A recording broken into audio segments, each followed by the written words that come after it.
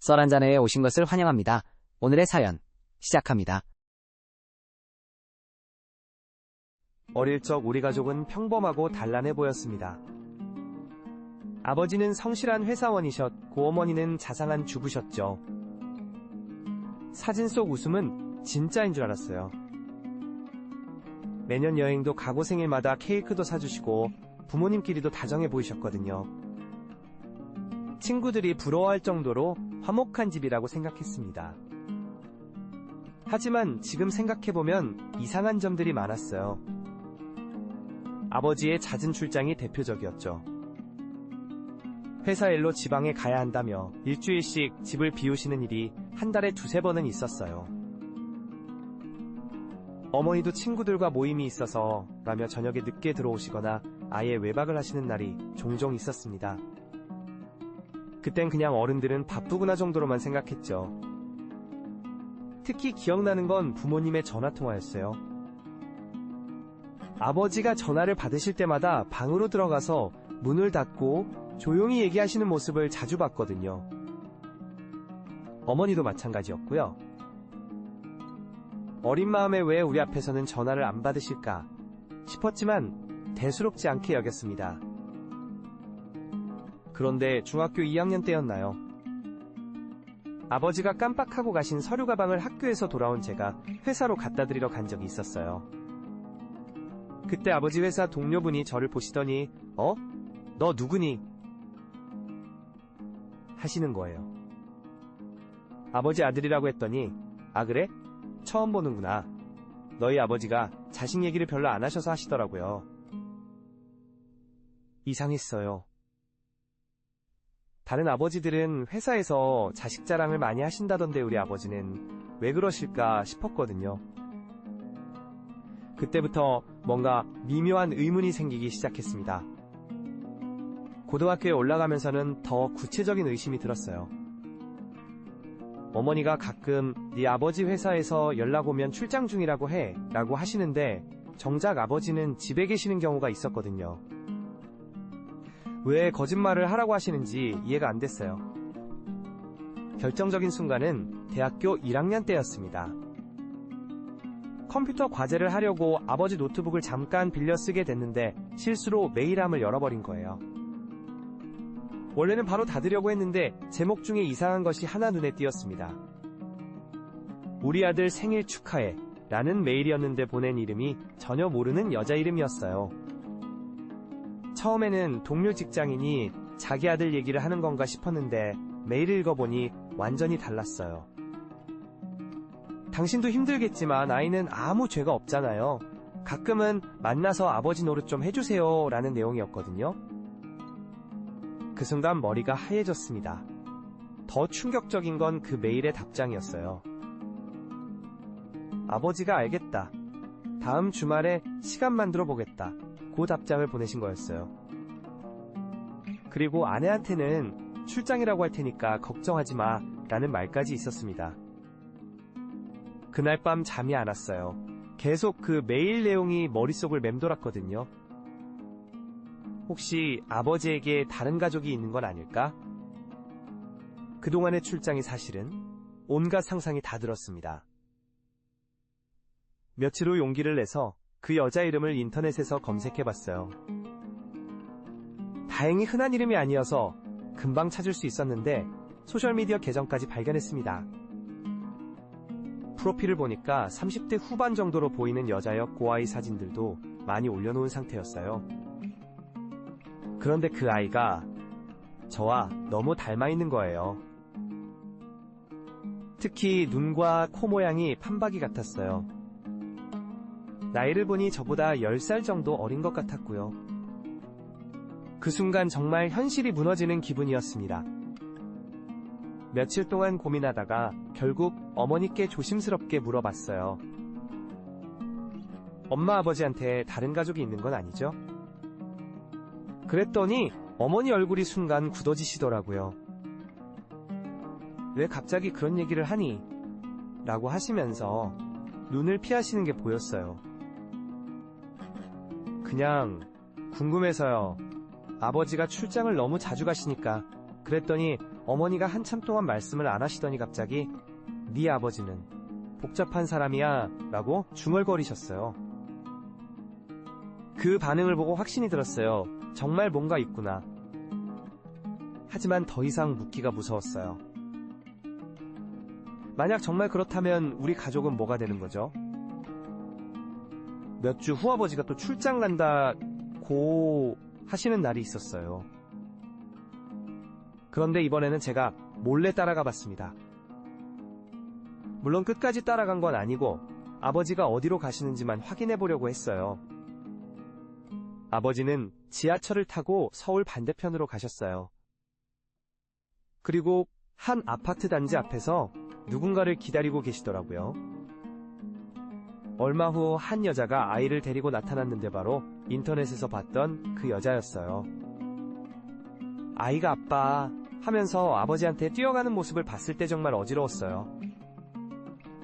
아버지가 그 아이를 안아주시고 세 명이 함께 놀이터로 가는 모습까지 봤거든요.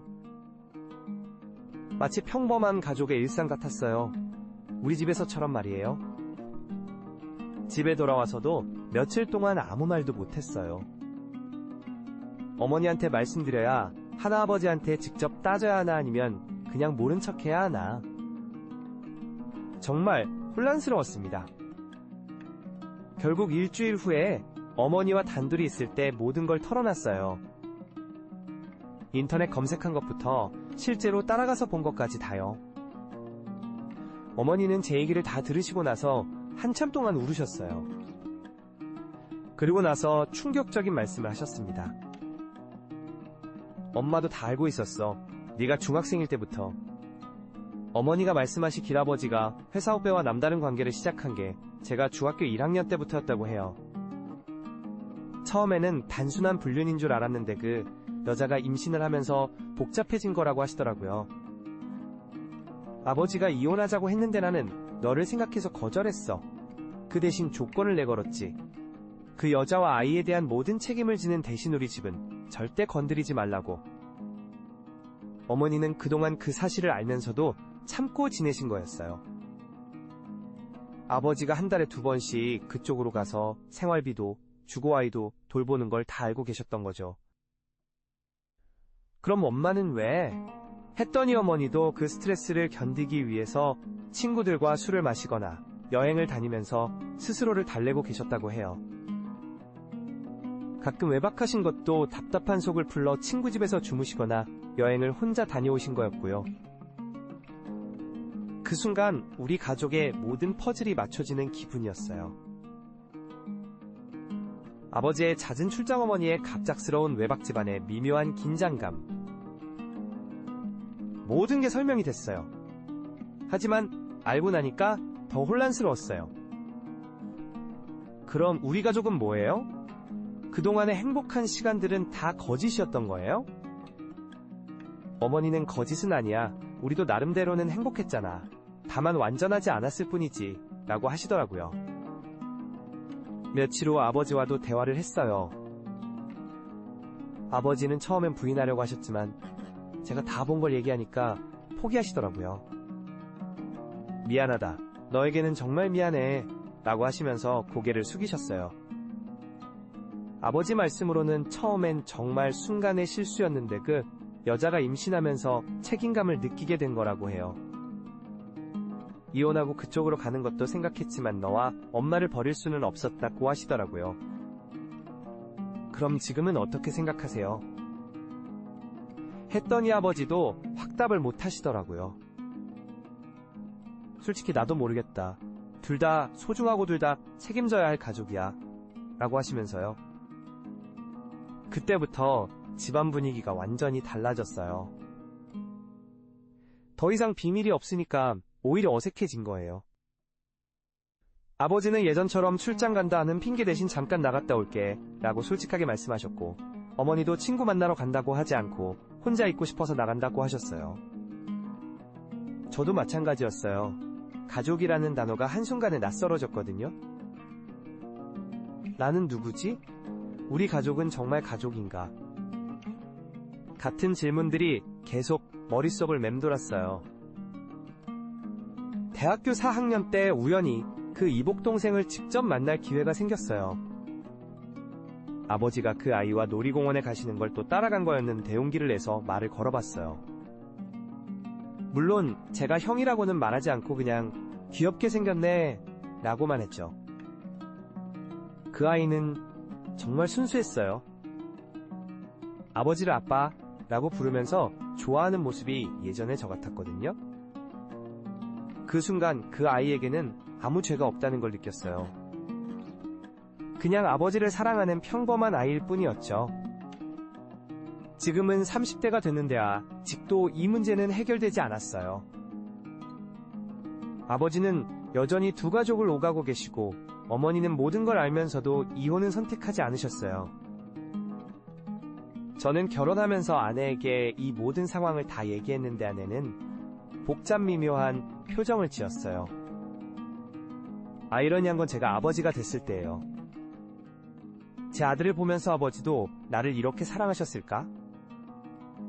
하지만 왜 다른 가족을 만드셨을까 하는 생각이 들어요. 그리고 절대 아버지처럼은 살지 않겠다고 다짐하게 됐죠.